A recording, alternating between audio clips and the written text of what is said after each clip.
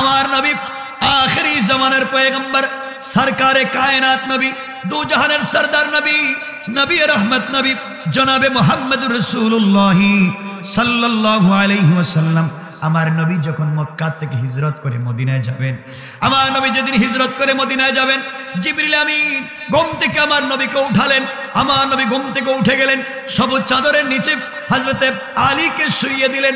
আমার নবী উঠে বললেন, জিবরিল আমিন আমি কোথায় যাব?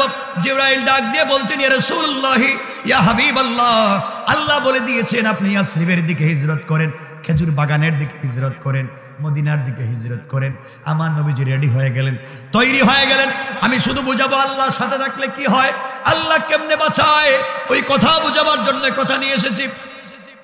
আমার নবী তৈরি হয়ে মদিনার দিকে যখন হিজরত করবে, এমন সময় হঠাৎ করে রাসূল পাক তাকায়া দেখেন ঘরের চতুর্দিকে কাফেরেরা বেষ্টন করে রেখে দিয়েছে, নেজা নিয়ে, বল্লম নিয়ে, তীর নিয়ে, তরবারি নিয়ে। আমার নবী ঘর থেকে বের হলে নবীজিকে আঘাত করবে, মেরে ফেলবে। আমার বন্ধুগণ, আমার ভাইরা, এমন সময়ে আমার রাসূল আল্লাহকে ডাক দিয়ে বলছেন, আল্লাহ তাআলা আমি আপনার বন্ধু, আপনি না আমার বন্ধু, আপনি আমাকে বলেছেন হিজরত করে মক্কা থেকে মদিনায় চলে যাওয়ার জন্য, আমি কেমনে যাব আল্লাহ তাআলা আপনি বলেন। ঘরের চতুর্দিকে কাফেরেরা বেষ্টন করে রেখে দিয়েছে, ঘর থেকে বের হলে আঘাত করবে, আমাকে মেরে ফেলবে, আমি কেমনে যাই? আমার রাসূলকে আল্লাহ বলছেন, বন্ধুরে তোমার কাজ হলো আমার উপরে ভরসা করে 4 গুণ সাথে নিয়ে ঘর থেকে বের হবা। 1 নম্বর ইল্লাল্লাযিনা আমানু, 1 নম্বর ঈমান, ওয়া আমিলুস সালিহাত, 2 নম্বর নেক আমল, 3 নম্বর ওয়া তাওয়াসাউ বিল হক, সব সময় সত্যের উপরে অটল থেকে, 4 নম্বর ওয়া তাওয়াসাউ বিস সবর, জালেমের জুলুমের সামনে ধৈর্য ধারণ করে। এই 4 গুণ অর্জন করে ঘর থেকে যদি বের হয়ে যাও, আমি আল্লাহ কথা দিলাম, ইন্নাল্লাহ মা'ানা, যেখানেই থাকো না কেন বন্ধু আমি তোমার সাথে আছি। আমার নবীকে আল্লাহ বললেন, বন্ধুরে তুমি আমার উপরে ভরসা করে ঘর থেকে বের হয়ে যাও, কাফেরদের থেকে তোমাকে হেফাজত করব। আমার নবী বলছেন, আল্লাহ তাআলা চতুর্দিকে কাফেররা বেষ্টন করে রেখে দিয়েছে, কেমনে আমি বের হয়ে যাব?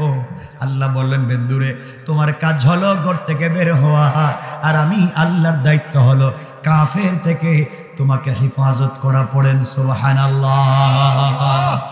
আমার মুসলমান বন্ধুগণ, আমার নবী আল্লাহকে বলছেন, আল্লাহ তাআলা আপনি আমাকে বলেছেন ঘর থেকে বের হওয়ার জন্য, আপনার কথা মানি, 100% সত্য, আপনি বাঁচাবেন। ওয়ালাকিন লিয়াতমাইন্না কলবি, কিন্তু অন্তরে প্রশান্তি পাচ্ছি না, শান্তি পাচ্ছি না। ঘর থেকে বের হলে কাফেরেরা যদি আমাকে আঘাত করে, আল্লাহ তাআলা আমাকে কোনো উপকরণ দেন যার মাধ্যমে বাঁচতে পারে। আল্লাহ বললেন, বন্ধু তাহলে শোনো, হাতের মধ্যে কিছু কঙ্কর নেও, হাতের মধ্যে কিছু বালি নেও, হাতের মধ্যে কিছু পাথর নেও, কোরআন থেকে তেলাওয়াত করে পাথরগুলা কাফেরদের উপরে নিক্ষেপ করো, আমি তোমাকে বাঁচাইয়া দেব। নবীজি আল্লাহকে বলছেন, আল্লাহ তাআলা কাফের তো ঘরের চতুর্দিকে আছে, নিক্ষেপ করলে তো একদিকে যাবে, আমি হয়তো ঘরের দরজা খুলে একদিকে পাথরগুলা নিক্ষেপ করব, কাফেররা তো চতুর্দিকে আছে, অন্যদিকের কাফেররা আমাকে আঘাত করবে, ডান বাম পিছন দিক থেকে আমাকে আঘাত করবে, আমি তো একসাথে চতুর্দিকে পাথর নিক্ষেপ করতে পারবো না। আয় আল্লাহ, অন্যদিকের কাফেররা আমাকে মেরে ফেলবে। আল্লাহ ডাক দিয়ে বললেন, বন্ধুরে তোমার কাজ হলো সামনের দিকে নিক্ষেপ করা, আর আমি আল্লাহর দায়িত্ব হলো সকল কাফেরদের চোখে পৌঁছে দেওয়া। আমার বন্ধুগণ, আল্লাহ কেমনে বাঁচান সাহায্য করেন দেখেন। আমার নবী হাতের মধ্যে কঙ্কর নিলেন, দরজা করলেন, কোরআন থেকে তেলাওয়াত করলেন, শুধু সামনের দিকে নিক্ষেপ করলেন। রাসূল পাক তাকায়া দেখেন ডানের কাফের, বামের কাফের, পিছনের কাফের, সামনের কাফের, সকল কাফেরদের চোখে পৌঁছে গিয়েছে। সবাই চোখ ওগড়াতে লাগলো, চোখ মুছতে লাগলো। আমার রাসূল সাল্লাল্লাহু আলাইহি ওয়াসাল্লাম মদিনায় পৌঁছে গেলেন, কেউ দেখলো না। মদিনায় যাওয়ার পরে একদিন আল্লাহ পাক ডাক দিয়ে বলছেন, বন্ধুরে আমাকে বলো তো ওই দিন কেমনে তুমি বাঁচলে? তুমি তো একদিকে নিক্ষেপ করলে, পিছন দিকের কাফেরদের চোখে, ডান বামের কাফেরদের চোখে পাথরগুলা কেমনে গেল? রাসূল পাক চোখের পানি ছেড়ে আল্লাহকে ডাক দিয়ে বলছেন, আল্লাহ তাআলা আমি বলতে পারবো না কেমনে কাফেরদের চোখে গেল, আমি তো একদিকে মারলাম, চতুর্দিকে কেমনে গেল আমি তো জানি না। আমার আল্লাহ জবাব দিলেন, বন্ধু শোনো, আমার আল্লাহ বললেন, ওয়ামা রামাইতা ইদ রামাইতা ওয়ালাকিন্নাল্লাহ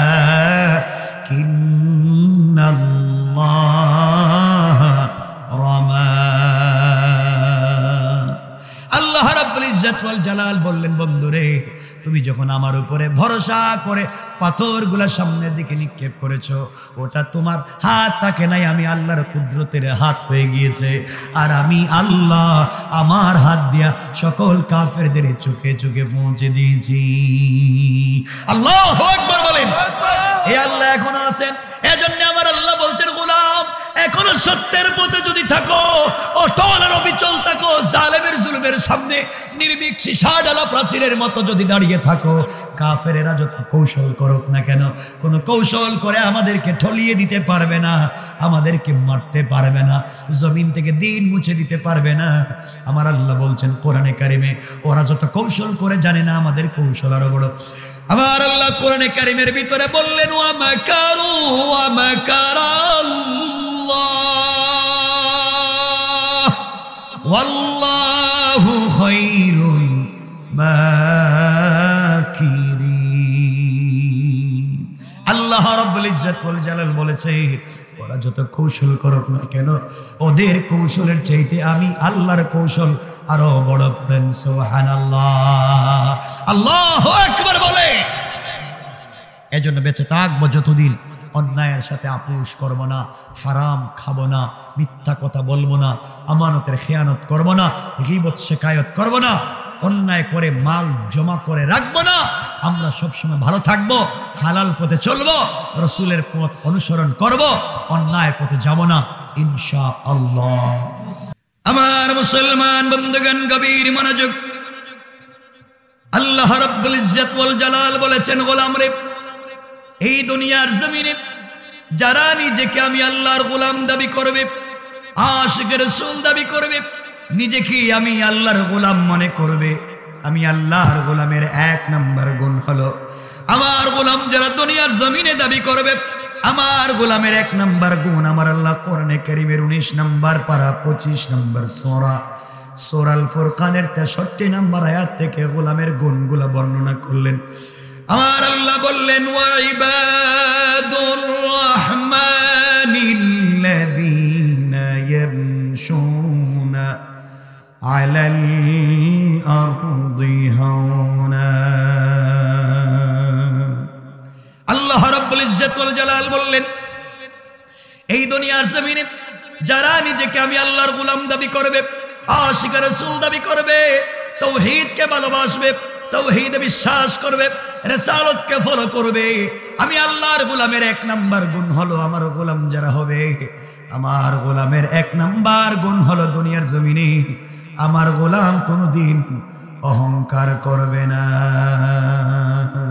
ঠিক কিনা বলেন? আল্লাহর গোলামের এক নাম্বার গুণ অহংকার করা। বলেন না যাবে? এই জন্য এই এলাকায় যাদেরকে আল্লাহ বড় বড় আলিম বানিয়েছেন, শাইখুল হাদিস, মুফতি, মুহাদ্দিস, খতিব বানিয়েছেন, ইউনিভার্সিটির রেক্টর বানিয়েছেন, কলেজের অধ্যক্ষ, অধ্যাপক, প্রফেসর বানিয়েছেন, মাদ্রাসার প্রিন্সিপাল বানিয়েছেন, আপনি পীরের ঘরের পীর হয়েছেন, আপনি মুহতামিমের ঘরের মুহতামিম হয়েছেন, আপনি যদি আপনার জ্ঞানের কারণে দুনিয়ার জমিনে অহংকার করে বসেন যে আল্লাহ মুআল্লিমুল মালাইকা, ফেরেশতাদের শিক্ষকের মতো মহাজ্ঞানীকে অহংকার করবার অপরাধে শয়তান বানিয়ে দিয়েছে, আপনিও যদি আপনার জ্ঞানের কারণে অহংকার করেন, আমার আল্লাহ আপনাকেও শয়তান বানাইয়া দিতে আমার আল্লাহর 1 মিনিটও দেরি হবে না। কোন ঠিক কিনা? ঠিক কিনা বলেন? আমি জানি না এটা বিয়ানীবাজারের খবর, কেউ রাগ করবেন না, কালকে সমালোচনা করবেন না। কেউ যদি দেখবেন একটু মোটামুটি একটু বড় হুজুর হয়ে যায়, একটু বড় হুজুর, তিনি একটু বড় হুজুর এলাকা বড় হুজুর, তিনি এখন আর পাবলিককে সালাম দেন না। আল্লাহ জানে সত্য, বড় হুজুর আর পাবলিকরে সালাম দেন না। আমি বড় হুজুর, আমি সালাম দিব কেন? আমারে সালাম দেও। বড় হুজুরে সালাম দিলে জবাবও দেয় না, মুসাফার জন্য হাত দিলে 2 আঙ্গুল দেয়, একটু দেয়, বাহির করে না, ঠান্ডা লাগতেছে।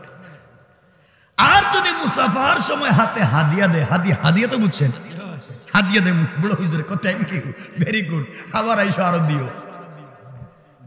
আর যে হাদিয়া দেয় না, আপনি তাড়াতাড়ি যান, সিরিয়ালে আর একজনের সুযোগ দেন।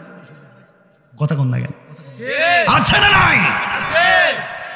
বহুত পীর সাহেবের কাছে বাংলাদেশে সিরিয়াল মুসাফার সিরিয়াল নিতে গেলেও টিকিট লাগে। শয়তানি বাদ দাও, ভালো মানুষ হয়, ভালো মানুষের কাতারে আসো। শয়তানি না ফরমানি অহংকার বাদ দাও। আল্লাহ চাইলে ভিক্ষার ভাঙ্গা থালা দিয়ে রাস্তায় নামাইয়া দিতে পারে, ঠিক কিনা বলে? এই প্রবাসী অধ্যুষিত বিয়ানীবাজারকে বলছি, যাদেরকে আল্লাহ মিল ফ্যাক্টরির মালিক বানিয়েছেন, কল কারখানার মালিক বানিয়েছেন, শিল্পের মালিক বানিয়েছেন, গাড়ি বাড়ির মালিক বানিয়েছেন, আপনি যদি আপনার সম্পদের কারণে অহংকার করেন যে আল্লাহ হামান, নমরুদ, ফেরাউন আর আবুল আহাবের মতো সম্পদশালী ব্যক্তিকে মাটির সঙ্গে অহংকার করবার অপরাধে মিশিয়ে দিয়েছেন, আপনিও যদি টাকার কারণে অহংকার করেন, আমার আল্লাহ আপনাকেও মাটির সঙ্গে মিশাইয়া দিতে 1 মিনিটও দেরি হবে না। কোন ঠিক কিনা?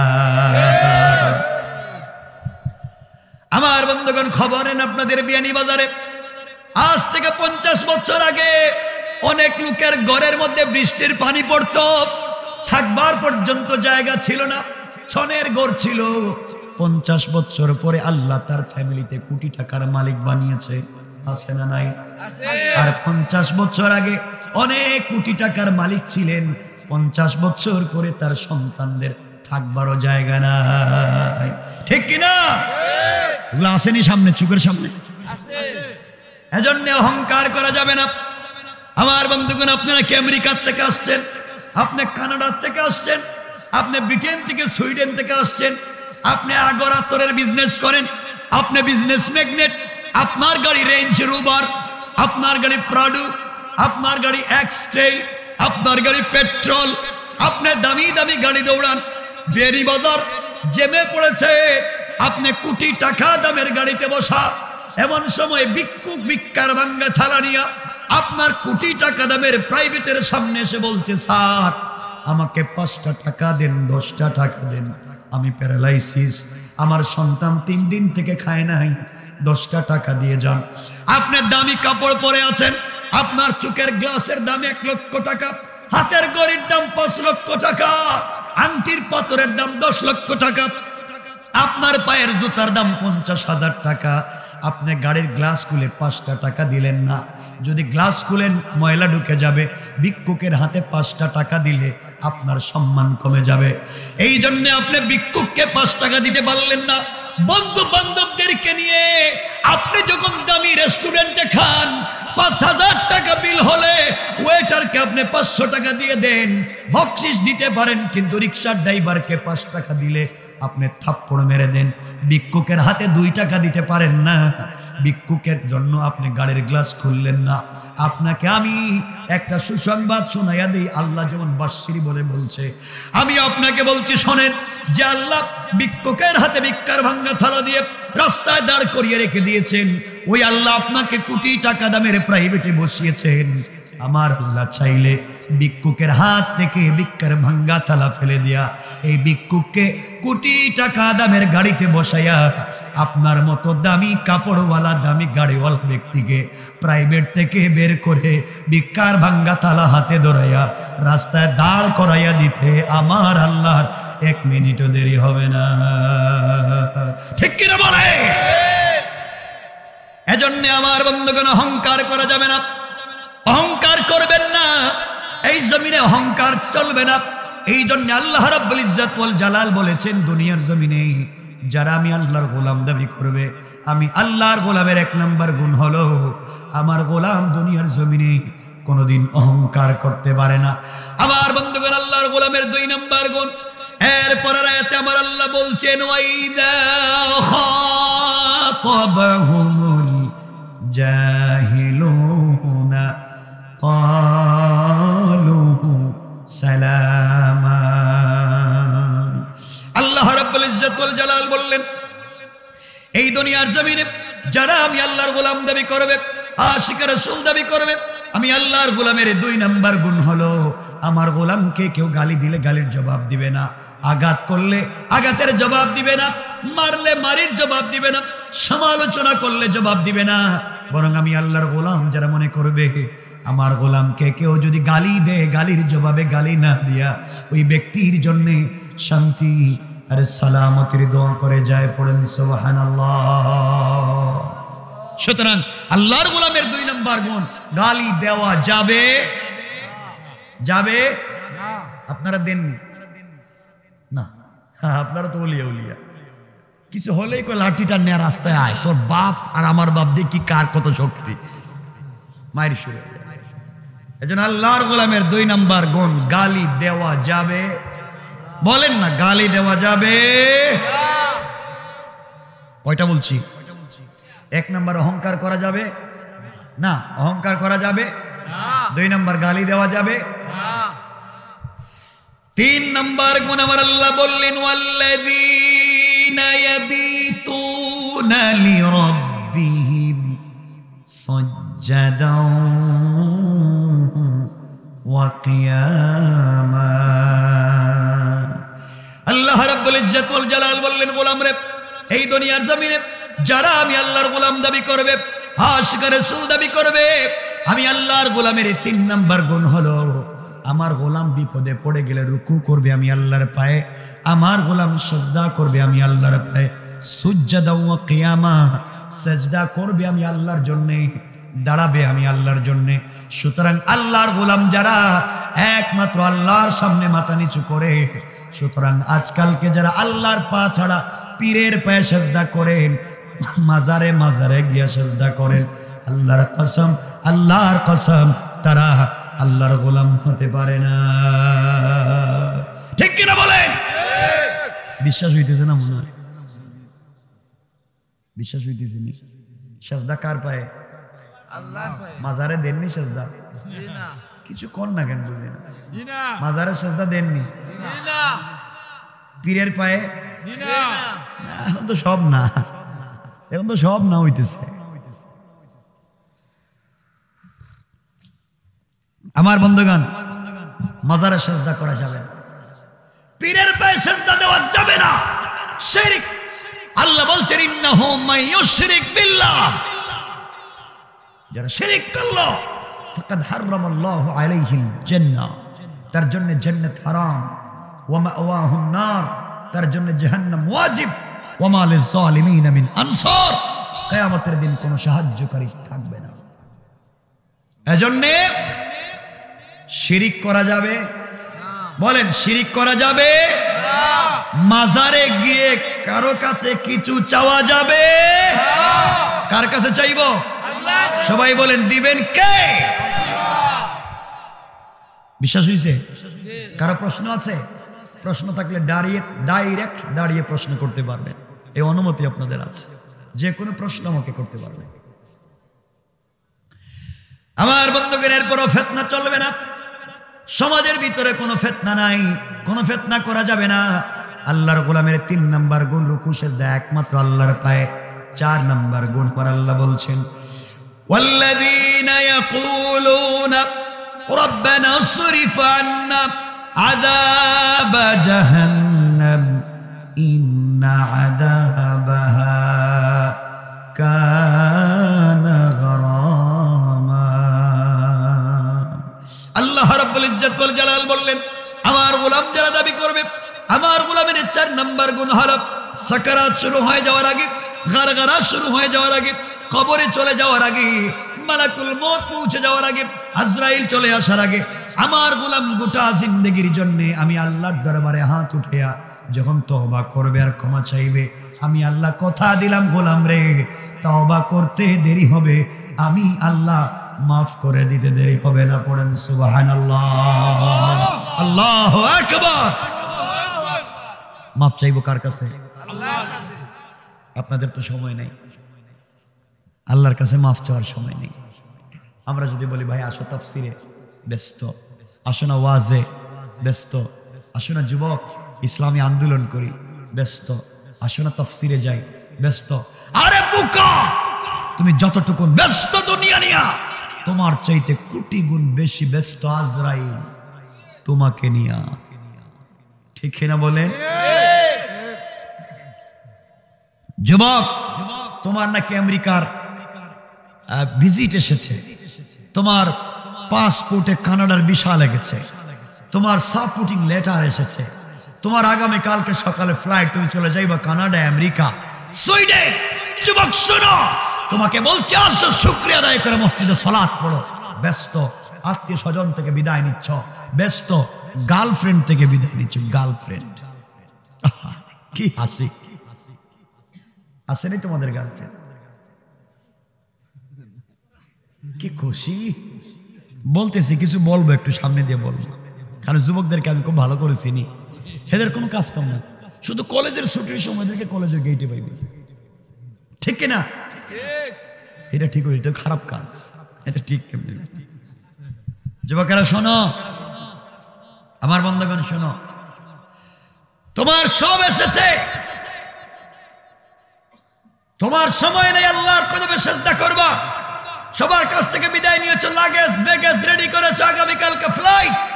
বাসায় গিয়ে ঘুমিয়েছ, তোমার বাড়ি air condition, air cooler, tiles, ceramic করা ঘর, তুমি বালিশে ঘুমিয়েছ, বালিশের দাম 50,000 টাকা। যে বিছানায় শুয়েছো, বিছানা 1 লক্ষ টাকার, তোমার পালঙ্কের দাম 5 লক্ষ টাকা। আরে বুকা, তুমি ঘুমিয়েছ, আগামীকালকে সকালবেলা তোমার ফ্লাইট, বালিশের নিচে রেখেছো তোমার পাসপোর্ট, সকালবেলা চলে যাইবা।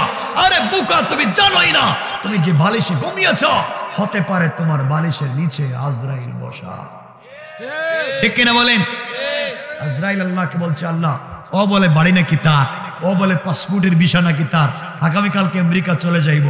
জোহরও নাই, আসরও নাই, মাগরিব এশা, এক ওয়াক্তের নামাজ পড়ে নাই, শুধু ব্যস্ত আর ব্যস্ত।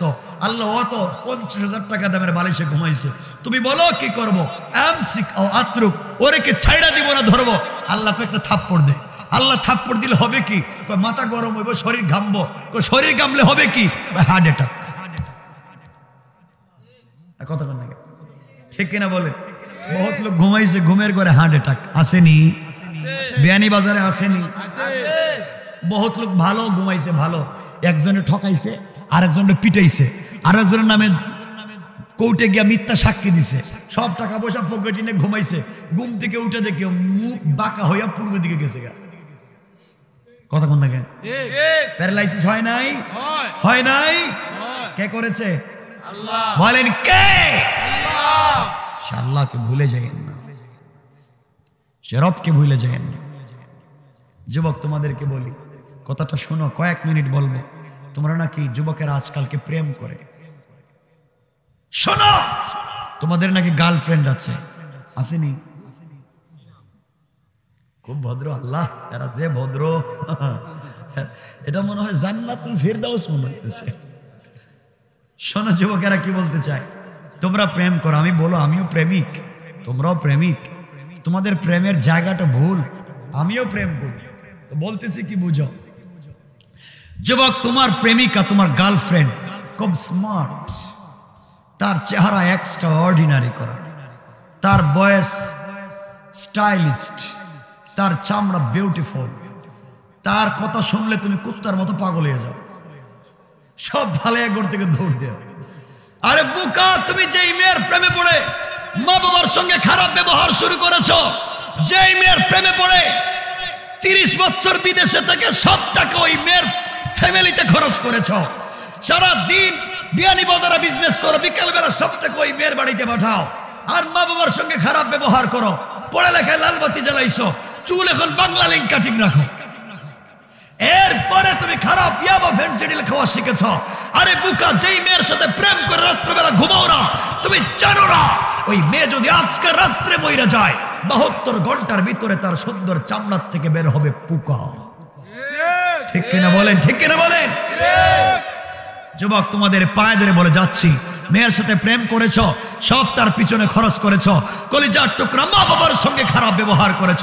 যুবক, তুই জানিস না যে এই মেয়ের জন্য জীবন মরণ শেষ করলে, উৎসর্গ করলে, ওই মেয়ে যদি ঘুম থেকে উঠে তোমার চাইতে স্মার্ট, তোমার চাইতে টাকাওয়ালা আরেকটা যুবককে পেয়ে যায়, তোমাকে ভুলে যেতে 1 মিনিটও লাগবে না। কেন এর পিছনে ঘুরছ? কেন এর পিছনে ঘুরছ? প্রেম তো করবার রবের সাথে, রবের সাথে প্রেম করে কি চাইবা চাও।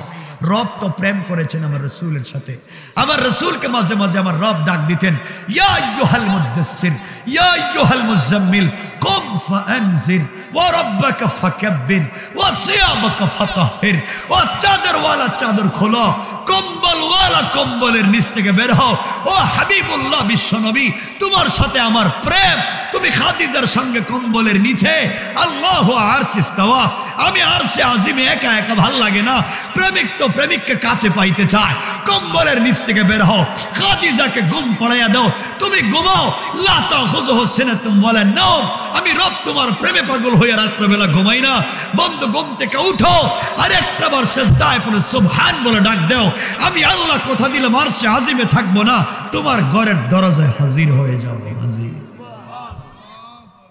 রব তো তার নাম। এজন্য রব বড় আফসোস করে বলছেন, ইয়া আইয়ুহাল ইনসান মা গাররাকা বিরাব্বিকাল কারীম। এই মানুষ তোমাদের কি হয়েছে? কে তোকে ধোঁকা দিয়েছে আমার মতো মহান রব থেকে? অথচ আল্লাযী খালাকাকা, আমি তোকে তৈরি করেছি। যুবক ভাই শোনো, তোমাদেরকে একটা কথা বলি। আমি তোমাদেরকে বলবো না মদ খাইও না, ফেন্সিডিল ইয়াবা খাইও না, সিনেমা হলে যাইও না, কথা বলে লাভ নেই। কারণ এখন বলবা ওকে থ্যাংক ইউ, একবারে 100% ওয়াদা পাক্কা, কালকের থেকে কিচ্ছু না, সকাল বেলায় ভুলে যাবো।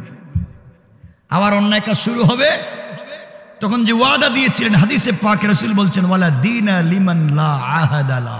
যারা ওয়াদা দিয়ে ওয়াদা ভঙ্গ করে তাদের কোনো ধর্মই নাই। আমি তুই নষ্ট করতে পারি না, তবে আমি একটা ইনফরমেশন দিতে পারি, একটা বার্তা দিতে পারি। দুহাত জোর করে বলছি যুবক যারা এখানে আছে, অনেকেই জানে আমি চাইলে পৃথিবীর ওয়েস্টার্ন কান্ট্রি সহ পৃথিবীর যে কোনো একটা স্মার্ট রাষ্ট্রে আমিও স্থায়ীভাবে থাকবার সুযোগ আল্লাহ আমাকে দিয়েছে। আমি বহুত জায়গা ঘুরে তোমাদেরকে পায়ে ধরে বলছি, যুবক শান্তির একটা জায়গা পৃথিবীর কোথাও শান্তি পাইনি, ঘুরে একটা জায়গা গভীর রাত্রে রবের কদমে সিজদায় পড়ে গেলে এর চাইতে মজার স্বাদ পৃথিবীর কোনো জায়গায় না। তোমাদেরকে বলছি যুবক, আমিও চাইলে দাড়ি কেটে ফর্ম শেভ করে প্যান্ট শার্ট পরে এই রাস্তা দিয়ে আমিও ঘুরতে পারি, খুব বেশি বয়স লাগবে না। কিন্তু যুবক তোমাদেরকে আবার বলছি, ভালো হয়ে যায়, একসাথে জান্নাতে যেতে চাই, হাউজি কৌসারের পানি পান করতে চাই। আমরা না মাজ আর মুআউযের বন্ধু, আমরা না আলী তলহার বন্ধু, আমরা না জুবায়ের আর হানজালার বন্ধু, আমরা না খালিদ জাফরের বন্ধু, আমরা না জুবায়েরের বন্ধু, আমরা তো সুমাইয়ার, আমরা তো হাফসার, আমরা তো খালিদ ইবনুল ওয়ালিদ রাওয়াহা, এদের ফ্যামিলির এদের পরিবারের সদস্য।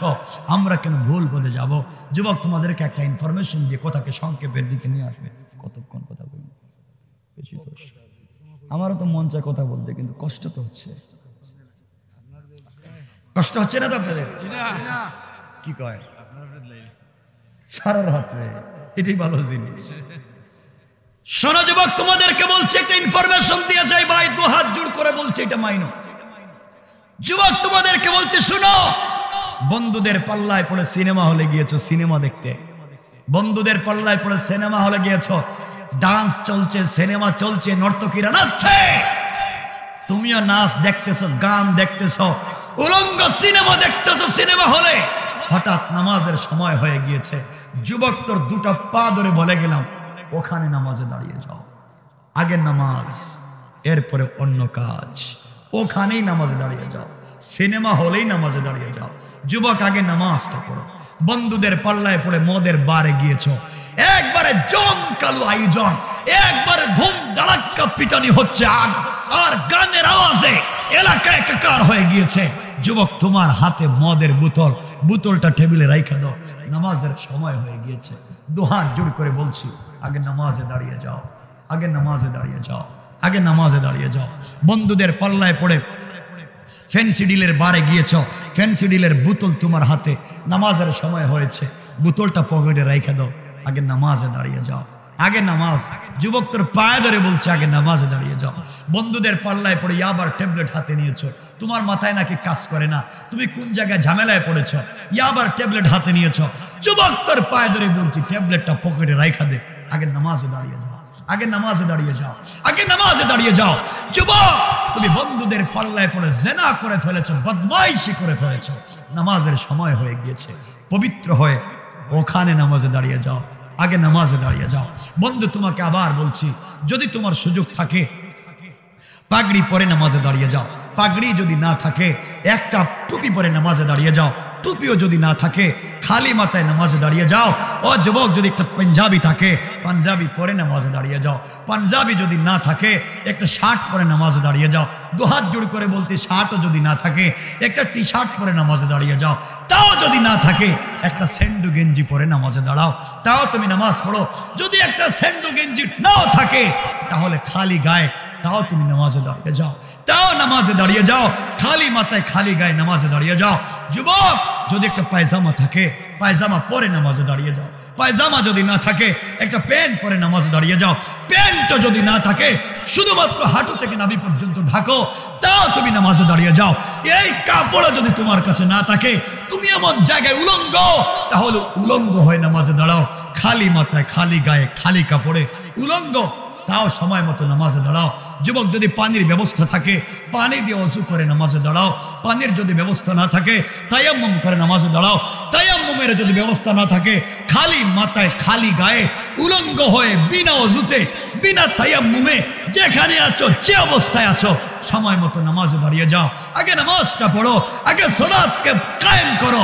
আমার বিশ্বাস রব তো বলেছেন ইন্নাস সালাতা তানহা আনিল ফাহশাই ওয়াল মুনকার, এই সালাত একদিন তোমাকে সকল অশ্লীলতা থেকে বাঁচাইয়া বাঁচাইয়া আল্লাহ পর্যন্ত পৌঁছায় দিবে ইনশাআল্লাহ। ইনশাআল্লাহ পারবো তো যুবক? আমার এই কথাটা দাও, পারবো তো ইনশাআল্লাহ? বলো ইনশাআল্লাহ। আমরা বিপদ থেকে বেঁচে যাব, হারাম থেকে বেঁচে যাব, অন্যায় অনাচার থেকে বেঁচে যাব, জুলুম থেকে বেঁচে যাব। এই জুলুম থেকে যদি বাঁচতে হয়, অন্যায় থেকে যদি বাঁচতে হয়, এই সূরা যা তেলাওয়াত করেছি জুলুমের 1 নম্বর আল্লাহ বলছেন ওয়াইলুল লিকুল্লি হুমাযাতিল লুমাযা, যারা পশ্চাতে এবং সম্মুখে সামনে এবং পিছনে পরনিন্দা করে আল্লাহ বলছেন তারাই ধ্বংস। এরপরে বলছেন আল্লাযী জামাআ মালা ওয়া আদ্দাদা, যে অর্থ জমা করে আর গণনা করে পাবলিককে দেয় না সেও ধ্বংস। এরপরে বলছেন ইয়াহসাবু আন্না মালাহু আখলাদা, সে মনে করে তার অর্থ চিরকাল তার কাছে থাকবে, তা কখনো না। কাল্লা লা ইউনবাদান্না ফিল হুতামা, তার সম্পত্তি জীবনেও থাকবে না, কখনো না, সে অবশ্যই ধ্বংস হয়ে যাবে, নিক্ষিপ্ত হবে জাহান্নামে। ওয়ামা আদরাকা মাল হুতামা, রাসূলকে আল্লাহ বলছেন আপনি কি হুতামা সম্পর্কে জানেন? হুতামা কি? নারুল্লাহিল মুকাদা, যেটা আল্লাহর প্রজ্বলিত আগুন, আল্লাতী তাত্তালিউ আলাল আফইদা, যা হৃদয় পর্যন্ত আগুন দিয়ে জ্বালাবে। ইন্নাহা আলাইহিম মুসাদা, এতে তাদেরকে বেঁধে পিটানো হবে। কেমনে? ফি আমাদিম মুমাদ্দাদা, লম্বা শিকল দিয়া বেঁধে 1 লক্ষ বকরির বাচ্চাকে মাথা নিচের দিকে করে পা উপর দিকে উঠাইয়া জীবন্ত বকরির বাচ্চার শরীর থেকে টাইনা টাইনা পাত থেকে মাথার দিকে চামড়া নামালে যেই কষ্ট হবে, আল্লাহ বলছেন তোমরাও যদি গীবত আর শিকায়ত করো, চুগলখড়ি করো, সুদ আর ঘুষ খাও, তোমাদের মাথাকে নিচের দিকে করে পা উপর দিকে উঠাইয়া 19 জন ফেরেশতা দিয়া তোমাদের চামড়াও টাইনা টাইনা নামাবে। নাউজুবিল্লাহ বলেন না।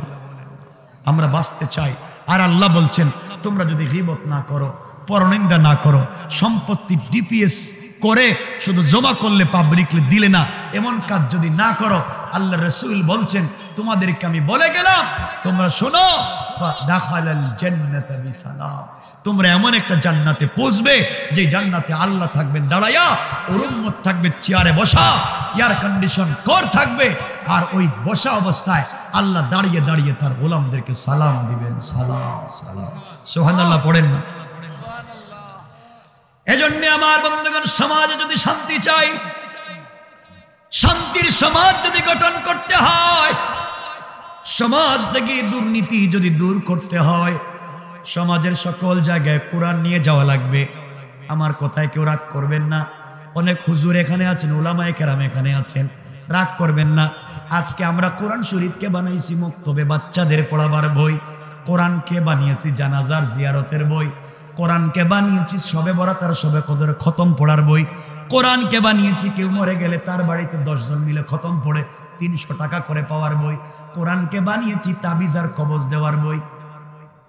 কথা কোন না কেন? এজন্য আল্লাহ কোরআন দেয় না, কসম। কোরআনে কারীমের 13 নম্বর পারা 14 নম্বর সূরা সূরা ইব্রাহিমের প্রথম আয়াতে আল্লাহ বলছেন আলিফ লাম রা কিতাবুন আনজালনাহু ইলাইকা লিতুখরিজান নাসা মিনাজ যুলুমাতি ইলান নূর। আল্লাহ বলছেন কোরআন একটা লাইট, ম্যাগনেট, চুম্বক। তোমরা কোরআনের কাছে আসো না। Physics, chemist, biology, physiology, social science, medical science, general science, arts, algebra, জ্যামিতি, অর্থনীতি, লসাগু, গোসাগু, পৌরনীতি, সূর্য ঘুরে না চন্দ্র ঘুরে, আসমানে কি, জমিনে কি, সমুদ্রে কি, পাহাড়ে কি, কোথায় কি হবে, 100 বছর পরে বিজ্ঞান কি আবিষ্কার করবে।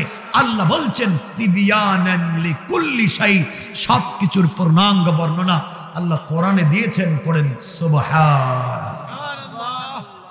এই কোরআনকে আমরা গবেষণা করি না। সুতরাং আমার মুসলমান বন্ধুগণ, আল্লাহ রাব্বুল ইজ্জত ওয়াল জালাল বলেছেন গোলাম রে, তুই যদি কোরআনের সাথে সম্পর্ক রাখতে পারিস, আমি আল্লাহ কথা দিলাম গোলাম দুনিয়ার কোন জায়গায় ঝামেলায় পড়বে না। আমার কোরআনের সাথে যদি তোমার সম্পর্ক হয়ে যায়, সকল জায়গায় কেউ সাথে না থাকলে হিফাজতের জিম্মাদার স্বয়ং আমি আল্লাহ। কোন সুবহানাল্লাহ। এই কথা বলে আলোচনা শেষ করব। শুনেন, আমার নবী আখেরি জামানের পয়গম্বর, সরকারে কায়নাত নবী, দু জাহানের সরদার নবী, নবী রহমত নবী জনাবে মুহাম্মদুর রাসূলুল্লাহ সাল্লাল্লাহু আলাইহি ওয়াসাল্লাম, আমার নবী যখন মক্কা থেকে হিজরত করে মদিনায় যাবেন, আমার নবী যেদিন হিজরত করে মদিনায় যাবেন, জিবরিল আমিন ঘুম থেকে আমার নবীকে উঠালেন। আমার নবী ঘুম থেকে উঠে গেলেন, সবুজ চাদরের নিচে হযরতে আলীকে শুইয়ে দিলেন। আমার নবী উঠে বললেন, জিবরিল আমিন আমি কোথায় যাব? জিবরাইল ডাক দিয়ে বলছেন, ইয়া রাসূলুল্লাহ, ইয়া হাবিবাল্লাহ, আল্লাহ বলে দিয়েছেন আপনি ইয়াসরিবের দিকে হিজরত করেন, খেজুর বাগানের দিকে হিজরত করেন, মদিনার দিকে হিজরত করেন। আমার নবীজি রেডি হয়ে গেলেন, তৈরি হয়ে গেলেন। আমি শুধু বুঝাবো আল্লাহর সাথে থাকলে কি হয়, আল্লাহ কেমনে বাঁচায়, ওই কথা বুঝাবার জন্য কথা নিয়ে এসেছি। আমার নবী তৈরি হয়ে মদিনার দিকে যখন হিজরত করবে, এমন সময় হঠাৎ করে রাসূল পাক তাকায়া দেখেন ঘরের চতুর্দিকে কাফেরেরা বেষ্টন করে রেখে দিয়েছে, নেজা নিয়ে, বল্লম নিয়ে, তীর নিয়ে, তরবারি নিয়ে। আমার নবী ঘর থেকে বের হলে নবীজিকে আঘাত করবে, মেরে ফেলবে। আমার বন্ধুগণ, আমার ভাইরা, এমন সময়ে আমার রাসূল আল্লাহকে ডাক দিয়ে বলছেন, আল্লাহ তাআলা আমি আপনার বন্ধু, আপনি না আমার বন্ধু, আপনি আমাকে বলেছেন হিজরত করে মক্কা থেকে মদিনায় চলে যাওয়ার জন্য, আমি কেমনে যাব আল্লাহ তাআলা আপনি বলেন। ঘরের চতুর্দিকে কাফেরেরা বেষ্টন করে রেখে দিয়েছে, ঘর থেকে বের হলে আঘাত করবে, আমাকে মেরে ফেলবে, আমি কেমনে যাই?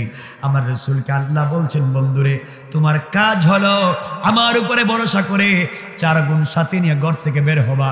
1 নম্বর ইল্লাল্লাযিনা আমানু, 1 নম্বর ঈমান, ওয়া আমিলুস সালিহাত, 2 নম্বর নেক আমল, 3 নম্বর ওয়া তাওয়াসাউ বিল হক, সব সময় সত্যের উপরে অটল থেকে, 4 নম্বর ওয়া তাওয়াসাউ বিস সবর, জালেমের জুলুমের সামনে ধৈর্য ধারণ করে। এই 4 গুণ অর্জন করে ঘর থেকে যদি বের হয়ে যাও, আমি আল্লাহ কথা দিলাম ইন্নাল্লাহ মা'ানা, যেখানেই থাকো না কেন বন্ধু আমি তোমার সাথে আছি।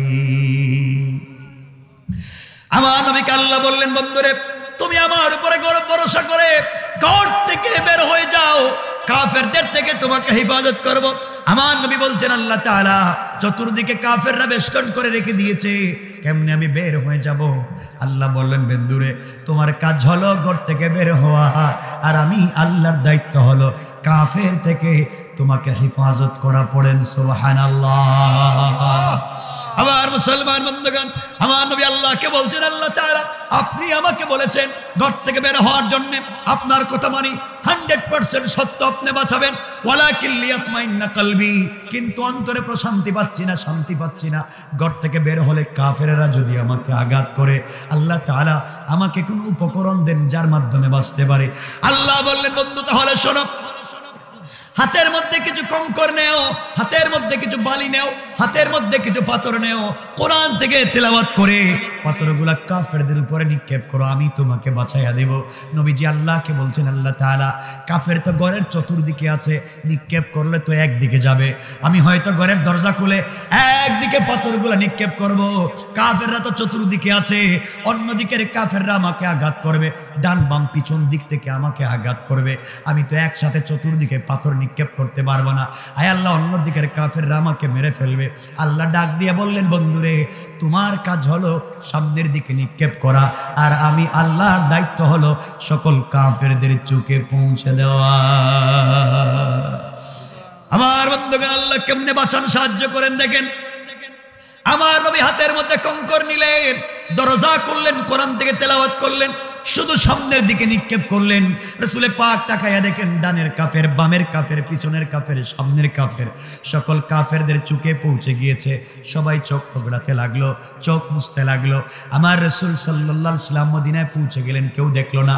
মদিনায় যাওয়ার পরে একদিন আল্লাহ পাক ডাক দিয়ে বলছেন, বন্ধুরে আমাকে বলো তো ওই দিন কেমনে তুমি বাঁচলে? তুমি তো একদিকে নিক্ষেপ করলে, পিছন দিকের কাফেরদের চোখে, ডান বামের কাফেরদের চোখে পাথরগুলা কেমনে গেল? রাসূলে পাক চোখের পানি ছেড়ে আল্লাহকে ডাক দিয়ে বলছেন, আল্লাহ তাআলা আমি বলতে পারবো না কেমনে কাফেরদের চোখে গেল, আমি তো একদিকে মারলাম, চতুর্দিকে কেমনে গেল আমি তো জানি না। আমার আল্লাহ জবাব দিলেন, বন্ধু শোনো, আমার আল্লাহ বললেন, ওয়ামা রামাইতা ইদ রামাইতা ওয়ালাকিন্নাল্লাহ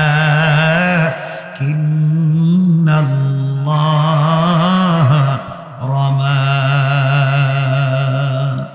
আল্লাহ রাব্বুল ইজ্জত ওয়াল জালাল বললেন, বন্ধুরে তুমি যখন আমার উপরে ভরসা করে পাথরগুলা সামনের দিকে নিক্ষেপ করেছো, ওটা তোমার হাত থাকে নাই, আমি আল্লাহর কুদরতের হাত হয়ে গিয়েছে। আর আমি আল্লাহ আমার হাত দিয়া সকল কাফেরদের চোখে চোখে পৌঁছে দিয়েছি। আল্লাহু আকবার বলেন। এই আল্লাহ এখনো আছেন, এজন্য আমার আল্লাহ বলছেন, গোলাম এখনো সত্যের পথে যদি থাকো, অটল আর অবিচল থাকো, জালেমের জুলুমের সামনে নির্ভীক সীসা ডালা প্রাচীরের মতো যদি দাঁড়িয়ে থাকো, কাফেরেরা যত কৌশল করুক না কেন, কোনো কৌশল করে আমাদেরকে ঠলিয়ে দিতে পারবে না, আমাদেরকে মারতে পারবে না, জমিন থেকে দিন মুছে দিতে পারবে না। আমার আল্লাহ বলছেন কোরআনে কারিমে, ওরা যত কৌশল করে জানে না আমাদের কৌশল আরো বড়। আমার আল্লাহ কোরআনে কারিমের ভিতরে বললেন, ওয়া মাকারু ওয়া মাকারাল্লাহ ওয়াল্লাহু খায়রুল মাকিরিন। আল্লাহ রাব্বুল ইজ্জত ওয়াল জালাল বলেছে, ওরা যত কৌশল করুক না কেন, ওদের কৌশলের চাইতে আমি আল্লাহর কৌশল আরো বড়। করেন সুবহানাল্লাহ, আল্লাহু আকবার বলে। এজন্য বেঁচে থাকবো যতদিন অন্যায়ের সাথে আপোষ করব না, হারাম খাবো না, মিথ্যা কথা বলবো না, আমানতের খেয়ানত করব না, গীবত শিকায়ত করব না, অন্যায় করে মাল জমা করে রাখবো না। আমরা সবসময় ভালো থাকবো, হালাল পথে চলবো, রাসূলের পথ অনুসরণ করব, অন্যায় পথে যাব না ইনশাআল্লাহ। সবাই বলেন ইনশাআল্লাহ। আমার জন্য দোয়া চাই, আপনাদের জন্য দিল থেকে দোয়া থাকলো, আমার জন্য দোয়া, সকলের জন্য দোয়া। আমার কথা কষ্ট পেয়ে থাকলে ক্ষমা চাই। আল্লাহুম্মা লাকাল হামদু কুল্লু।